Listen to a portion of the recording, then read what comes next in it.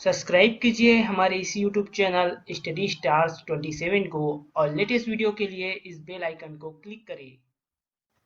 Hello student, मैं दीपेश के सरवानी आपको भारत का प्राचीन इतिहास पढ़ा रहा और भारत के प्राचीन इतिहास के अंतर्गत आज हम लोग पढ़ने वाले हैं उत्तर वैदिक काल के बारे में। पिछले वीडियो में हम लोगों ने पढ़ा था ऋग्वैदिक काल के बारे में, तो उसको आप जरूर देखिएगा। अभी हम लोग स्टार्ट करते हैं उत्तर वैदिक काल।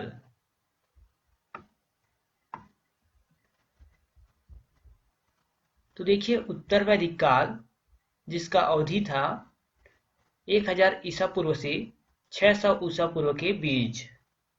तो 1000 ईसा पूर्व से 600 ईसा पूर्व के बीच उत्तर वैदिक काल का समय था। उत्तर वैदिक काल का इतिहास मुख्यतः उन ग्रंथों पर आधारित है जिनकी रचनाएं ऋग्वैदिक काल के बाद की गई है। तो ऋग्वैदिक काल जो है वो पहले थी 1500 ईसा पूर्व से लेकर 1000 ईसा पूर्व तक। उसके बाद उत्तर वैदिक काल आता है। तो इसमें देखिए, उत्तर वैदिक काल के प्रमुख जो वेद हुए हैं सामवेद, यजुर्वेद और अथर्ववेद। ऋग्वैदिक काल की रचना पहले हो गई, उसके बाद ये 3 और वेदों की रचना की गई है, सबसे अंतिम में अथर्ववेद की। इसके अलावा हम लोग बात करें तो ब्राह्मण ग्रंथ और आरण्यक और उपनिषद, इनकी भी रचना की गई। उत्तर वैदिक काल में सामवेद, यजुर्वेद, अथर्ववेद, ब्राह्मण ग्रंथ और आरण्यक और उपनिषद की रचना की गई। आगे देखिए, सभी उत्तरकालीन वैदिक ग्रंथ उत्तर गंगा के मैदान में रचे गए हैं और इस क्षेत्र में प्राप्त स्थल को चित्रित दूसर मृदभांड स्थल कहा जाता है। तो जो सभी वैदिक ग्रंथ जो है वो उत्तर गंगा के मैदान में रचे गए हैं और उस क्षेत्र को चित्रित धूसर मृदभांड कहा जाता है। तो आपके ये एसएससी में पूछा हुआ क्वेश्चन है कि चित्रित धूसर मृदभांड स्थल किस काल में प्राप्त होता है? तो उत्तर वैदिक काल में। आगे देखिए,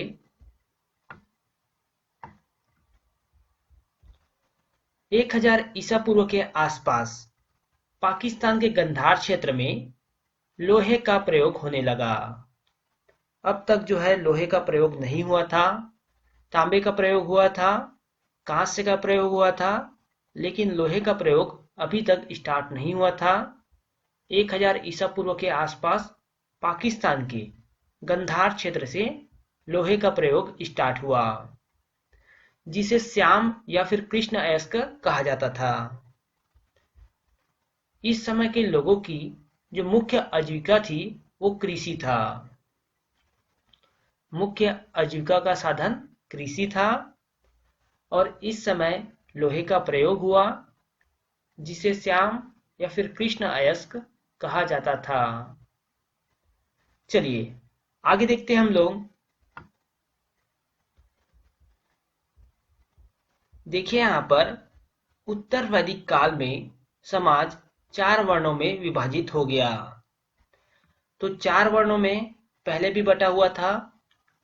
पिछले वीडियो में हम लोगों ने पढ़ा था ऋग्वैदिक काल में कि 10वें मंडल में, ऋग्वैदिक काल के 10वें मंडल में पुरुष सूक्त में वर्ण व्यवस्था का वर्णन दिया गया है, जिसमें ब्राह्मण, क्षत्रिय, वैश्य और शूद्र 4 वर्णों में बटा हुआ है समाज।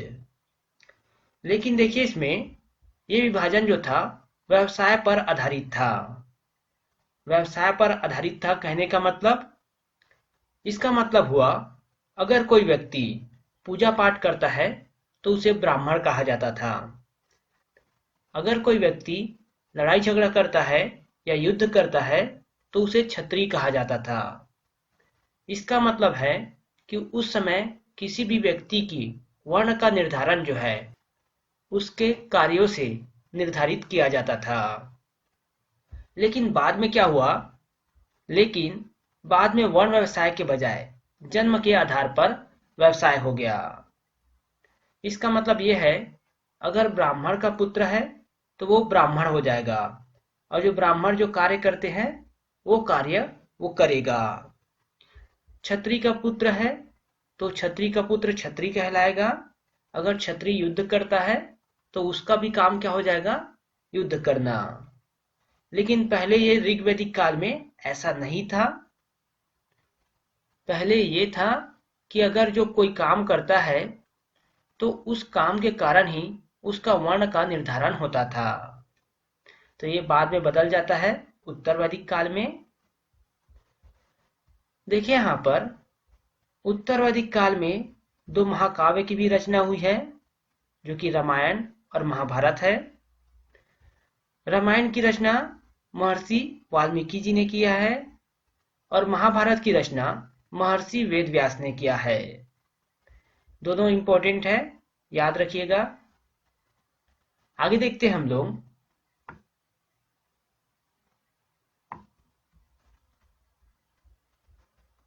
उत्तर वैदिक काल में ब्राह्मणों का वर्चस्व हो गया। मतलब उत्तर वैदिक काल में ब्राह्मण जो थे वो प्रमुख हो गए थे, और इस समय वस्तु विनिमय जो था, जो खरीदारी की व्यवस्था जो थी, वो वस्तु विनिमय जो था वो था गाय तथा निष्क।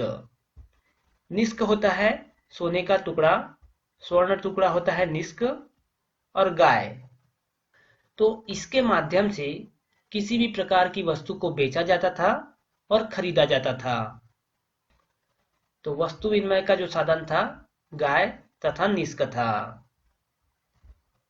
अनेक प्रकार के यज्ञ का भी चलन चालू हो गया था इस समय, जैसे कि राजसूय यज्ञ, और इस यज्ञ को करने पर राजा को दिव्य शक्ति मिल जाती थी।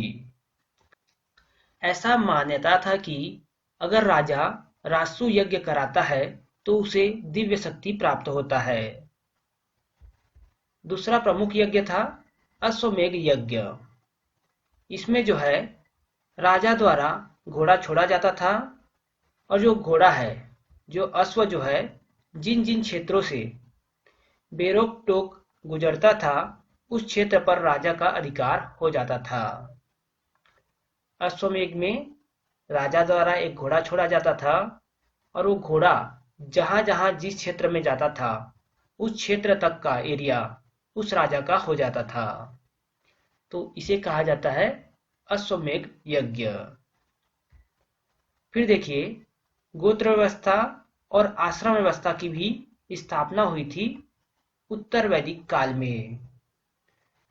तो इसी समय से गोत्र व्यवस्था और आश्रम व्यवस्था की शुरुआत हुई है। देखिए, ये सभी आपके उत्तर वैदिक काल के महत्वपूर्ण पॉइंट है, और इसी से आपके एग्जाम में डायरेक्ट क्वेश्चन पूछा जाता है। तो सभी को आपको याद करना है। उत्तर वैदिक काल में जो प्रमुख देवता थे वो थे प्रजापति, जिसे सृष्टि के निर्माता के रूप में पूजा जाता था। प्रजापति को सृष्टि के निर्माता के रूप में, विष्णु भगवान को पालक तथा संरक्षक के रूप में, और रुद्रदेव को पशुओं के देवता के रूप में। तीनों महत्वपूर्ण देव है ऋग्वैदिक काल के। देखिए, इस समय जो थी पुराणों की रचना की गई थी, जिसकी संख्या 18 है। उपनिषद की बात करें तो इसकी संख्या जो है 108 है। पुराणों में सबसे प्राचीनतम है मत्स्य पुराण। तो 18 पुराणों में सबसे प्राचीनतम पुराण है मत्स्य पुराण। आगे देखते हैं। मत्स्य पुराण जो कि सबसे प्राचीनतम है, वो जो है आंध्र सातवाहन काल से संबंधित है। जो आंध्र सातवाहन काल के शासक थे उनसे संबंधित है मत्स्य पुराण। विष्णु पुराण जो है मौर्य वंश से संबंधित है, और वायु पुराण जो है वो गुप्त वंश से संबंधित है। तो ये तीनों जो है आपके एग्जाम में पूछे हुए क्वेश्चन हैं, खास करके वायु पुराण का क्वेश्चन। ये क्वेश्चन पूछा गया था आपके एग्जाम में कि कौन सा वंश जो है वायु पुराण से संबंधित है, तो गुप्त वंश। इंपॉर्टेंट है, तीनों याद रखिएगा। इंपॉर्टेंट नोट देखिए, पुराणों को पंचम वेद भी कहा जाता है। वैसे तो 4 वेद होता है, ऋग्वेद, सामवेद, यजुर्वेद और अथर्ववेद, लेकिन पुराण को 5वां वेद भी कहा जाता है। आगे देखते हैं हम लोग।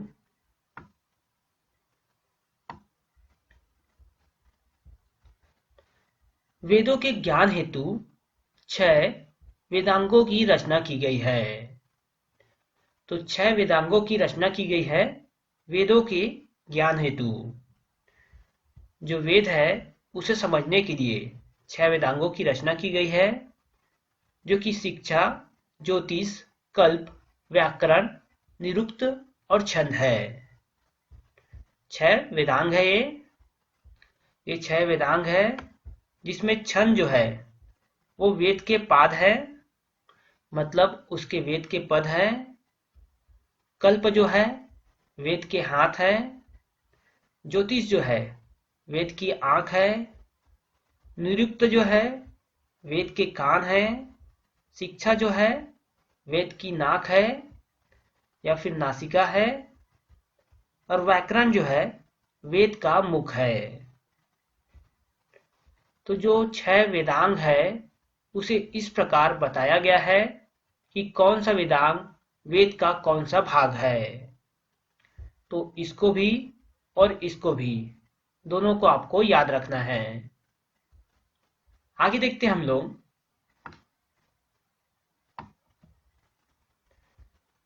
तो देखिए वेदों की संख्या। तो वेदों की संख्या 4 है, ऋग्वेद, सामवेद, यजुर्वेद और अथर्ववेद। 4 प्रकार के वेद हैं, चारों का नाम आपको याद होना चाहिए।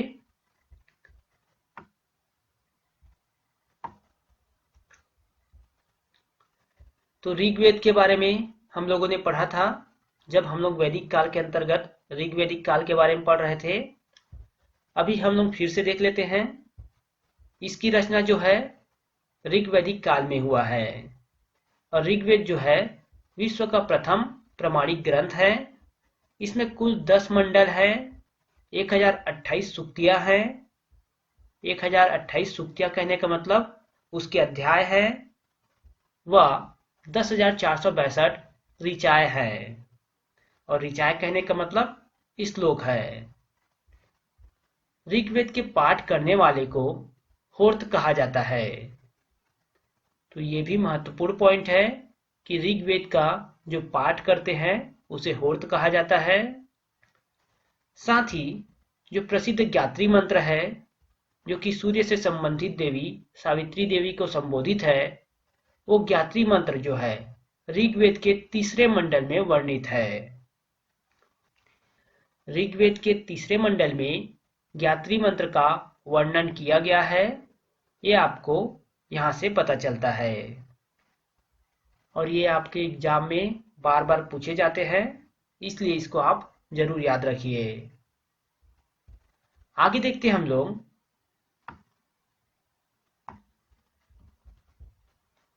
दूसरा है सामवेद। इस वेद को भारतीय संगीत का जनक कहा जाता है। इसमें ऋग्वेद के मंत्रों का गायन किया जाता है। तो भारतीय संगीत का जनक कहा जाता है सामवेद को, और इसमें ऋग्वेद के मंत्रों का गायन किया जाता है। देखिए इसके पाठकर्ता को उद्गाथा कहते हैं। सामवेद के पाठकर्ता को उद्गाथा कहते हैं। तीसरा यजुर्वेद, जिसका अर्थ होता है यज्ञ, और इसमें यज्ञ के समय सस्वर पाठ किया जाता है तथा मंत्र का उच्चारण किया जाता है।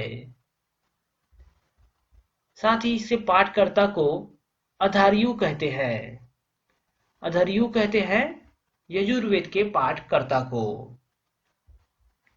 चौथा, अथर्ववेद, जिसकी रचना अथर्व ऋषि द्वारा किया गया है। अथर्व ऋषि द्वारा अथर्ववेद की रचना किया गया है। इसमें रोग तथा उसके निवारण की बातें बताई गई है। साथ ही जादू टोना, श्राप इत्यादि के बारे में जानकारी मिलती है अथर्ववेद से। और अथर्ववेद जो है क्रम में चौथे नंबर का वेद है। चलिए आगे देखते हैं हम लोग।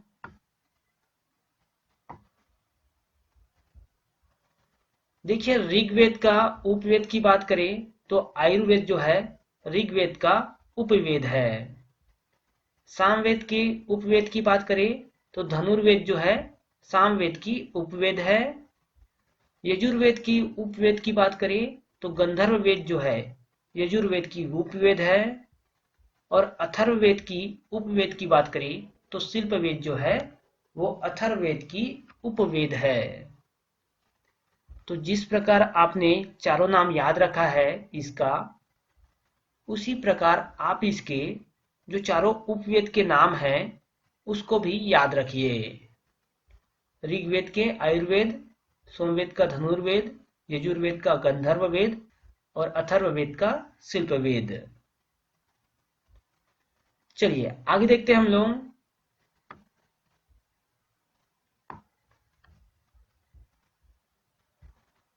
अब है ब्राह्मण ग्रंथ। तो ब्राह्मण ग्रंथ में यज्ञ, पूजा पाठ व कर्म कांड का वर्णन किया गया है। ऋग्वेद से संबंधित ब्राह्मण ग्रंथ है ऐतरेय और कौशितकी। महत्वपूर्ण है, एग्जाम में पूछा जाता है कि ऋग्वेद से संबंधित ब्राह्मण ग्रंथ कौन सा है, तो ऐतरेय है और कौशितकी। शतपथ ब्राह्मण ग्रंथ जो है सबसे प्राचीन ग्रंथ है। अगर ग्रंथों की बात करें तो ग्रंथों में शतपथ ब्राह्मण ग्रंथ जो है सबसे प्राचीन है।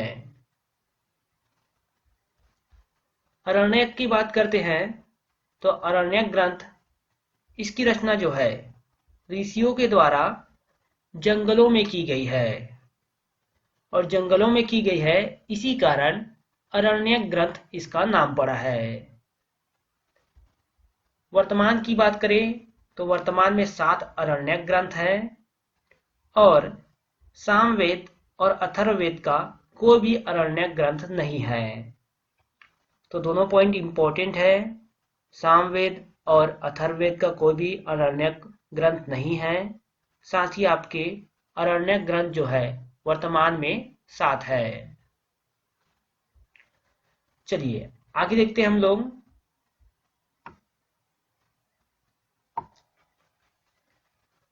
तो यहां से आपका हमेशा प्रश्न पूछा जाता है, यह है आपका भारतीय दर्शन एवं उसके प्रवर्तक। तो प्रमुख दर्शन में देखिए, सबसे पहले बात करेंगे सांख्य दर्शन का, जो कि सबसे प्राचीनतम है और इसके रचनाकार या प्रवर्तक है कपिल ऋषि। इंपॉर्टेंट है, एग्जाम में अक्सर इसे पूछा जाता है। दूसरा है योग दर्शन, जिसके प्रवर्तक या फिर रचनाकार है पंतजलि। न्याय दर्शन की बात करें तो उसके प्रवर्तक या फिर रचनाकार है गौतम।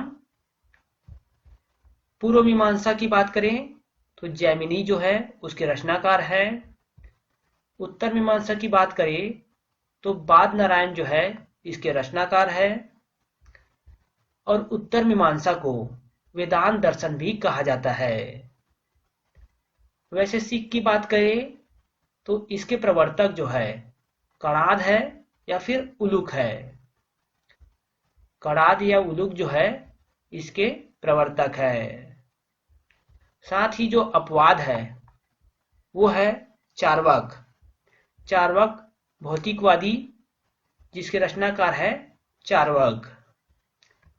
ये आपका अपवाद दर्शन है बाकी जो दर्शन 6 दर्शन है वो है आपका प्रमुख दर्शन। और यहाँ पर दर्शन का जो मतलब है वो है किसी भी चीज को समझने के नजरिए से देखना। और समाज को समझने के नजरिए से इन सभी लोगों ने देखा और उन्होंने इन प्रमुख दर्शन की रचना की। तो ये आपके एग्जाम में अक्सर पूछे जाते हैं, इसको आप जरूर याद रखिएगा। और यहाँ पर आपके जो उत्तर वैदिक काल है वो कंप्लीट हो जाते हैं। अगर आपने इतना पढ़ लिया तो मोस्ट ऑफ क्वेश्चन उत्तर वैदिक काल से आपके बनने के चांस है। तो ये वीडियो जो है यहाँ पे समाप्त होता है।